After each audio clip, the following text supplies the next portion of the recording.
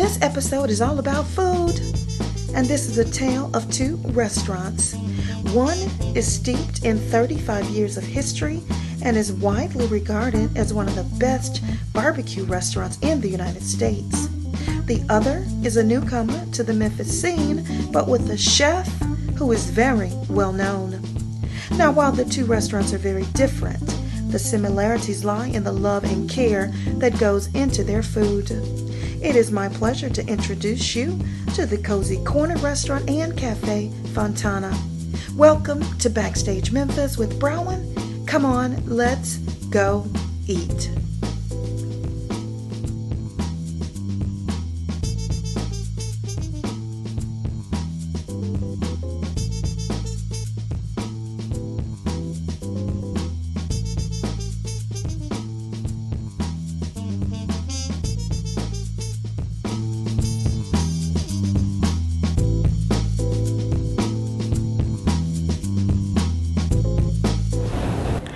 I'm going to introduce you to Miss Desiree, who started this restaurant with her husband right here in this location 35 years ago.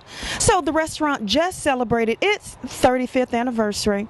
I'm also going to introduce you to BJ, who is now in charge of operations for the restaurant. This is a family-owned, family-operated, and absolutely a family-loved restaurant. You know we're going to eat. I'm not shy, so we're going to sample. I'm going to do all the tasting for you guys, hopefully. That'll prompt you to come on down, have a sample for yourself. So come on, let's go inside. Let's go play.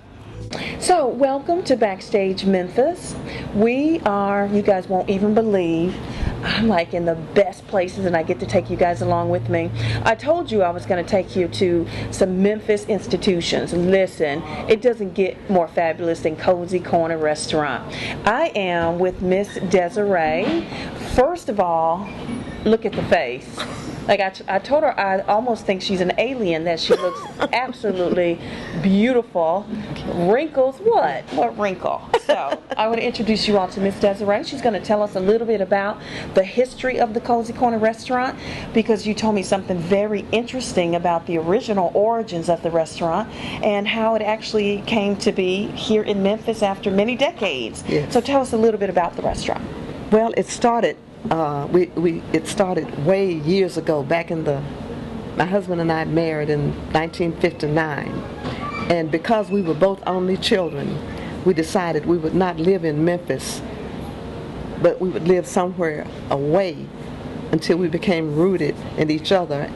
So the idea of starting a restaurant didn't just frighten you guys? No, it didn't, because Raymond, my husband, his desire from the time he was a little boy was to own a business. Nice. He told me, I don't know or really care what kind of business it is, but I want to be in business for myself. Right. And so when we got this idea, when they just really convinced us to open a restaurant, we did.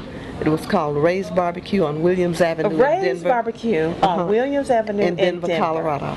So we stayed there 8 years. Wow. Right, because they say most restaurants either prosper or fail within the first 2 or 3. And you were 8 years in. We did very well, but we just, as I said, we left for various and sundry reasons, but we knew that our parents were growing older, and we were both only children, so there was nobody else really to take care of them. So we decided it was time to come home, and we came home and opened here. What? Opened our restaurant here. What are your 1 or 2 favorite things on the menu? When you're ready for lunch, what do you grab? Every day I eat a piece of something. Yes. Maybe one wing, maybe one rib. And that just... because 35 years. I can't eat more. I mean, look, everything about you is like so... you just don't look like you've been here in a barbecue restaurant for 35 years. Now you know what most Southern women in a barbecue restaurant kitchen look like. This one is fit, trim, but the key is one something. Yeah, you enjoy something. If I must. Well, I tell you what, this is probably the happiest part of my life. I retired from AT&T 20 years ago. And I came to work here when my husband died because my children were running it while I was working. Right. My children and my husband. And I came to work here after he died, and my objective was to come and support the children and let them know we could just keep on going and we didn't have to stop. I love it. I come every day. I love it. They're taking over, and I'm helping That's what them. everybody says. She doesn't have to be here anymore, but every day. I love it. I look forward to every morning spending the day with my children. Yes. Well, speaking of which, we're going to meet your grandson. Okay. BJ, Bobby Jr., but nobody calls him Bobby Jr. So we're going to meet BJ. We're going to talk a little bit about the many responsibilities he's had, the different hats he's had to wear, and what he is doing in the family business right now. We are at Cozy Corner Restaurant. I've already introduced you guys to the lovely Miss Desiree. This is a family business at Cozy Corner, so this is the lovely grandson. Look how cute. You got a girlfriend? I'm just kidding. Don't answer that. I'm just kidding. Don't answer that. I'm not kidding. So this is the grandson, BJ, Bobby Jr., and now you're in charge. What do you like most about what do you like most about being the boss? I mean, come on, El Jefe. This is El Jefe. This is the boss right now, right? I don't have to report to anybody. Very good. That's nice. I can imagine that is nice. So, you've been around a long time, and you've seen the restaurant grow, and the next thing you know, the Food Network is here. Like, when that happened, did you, I'm sure you probably already knew that you guys had arrived, so to speak, but was that an exciting time? Yeah, it was very exciting because it's so high profile. Yeah, so high profile. All the exposure and just the good things that came from it. It was great. I mean, we still get business from that show. That is fantastic. So I remember watching the show, and I thought, you know, they always feature the barbecue from the Carolinas, and then Kansas, and of course Memphis. And I'm like, I wonder who's gonna be on here. And yay! That's real barbecue. What like at lunchtime? Is there anything you yourself look forward to having? Miss Desiree said every day she might pick something different. Is there something on the menu that just screams your name most of the time? The ribs are my favorite. The ribs are? Yeah, they're my favorite. But growing up in the business, it's really like, you know, what am I feeling today? Right. It can change because I like everything on the menu. Absolutely. So, we are. So what do you think makes you guys a little bit better, different than the other restaurants? I won't say better. I will. I'll stay I can say it. I can say it. Okay. We try to let our meat stand alone. One thing I know my grandfather felt was that he didn't want his meat to have to hide behind his sauce. Right. So, you know, you can take a slab off the pit. You don't have to add anything to it. You can taste it, and it'll be great.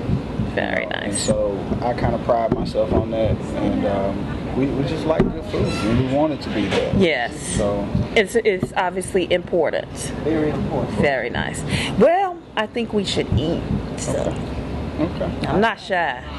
I could eat. All right, we'll get the food out. All right. I was kind of doing the math. I'm telling you, you like an alien.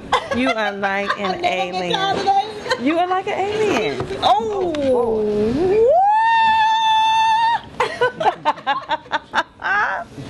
Oh my God! Look how beautiful. Watch the bologna. Oh my gosh. Barbecue menu? Like, if it's not on the menu, a lot of Memphians won't even take it as a true barbecue restaurant. How you not gonna have that? Yeah. Oh my. All right. For the first time in my life, Thank you, Jesus. Thank you. 2 people this week never tasted bologna. That's crazy. And I wanted to know what country where they taste a piece of meat that has nothing on it. And, and you need to put something on it to make it taste good. You're in the wrong place. Barbecue sauce is I mean, it just slops it up, and some people like it like that. Now I usually eat it with sauce. Don't start singing. Don't start singing when I'm happy. You don't, this is going to sound real silly, but you don't even need teeth. Could I get a job so I can get my meals? If I worked here, could I eat my meals? Our employees can eat Oh anything they want my to eat. goodness. Guess what? They don't eat much long. Because they soon get tired of it. Oh my goodness. So how long does it take for you to end up with this? We cook till it gets done. Well, how many hours was that? This was smoked. We don't have a clue.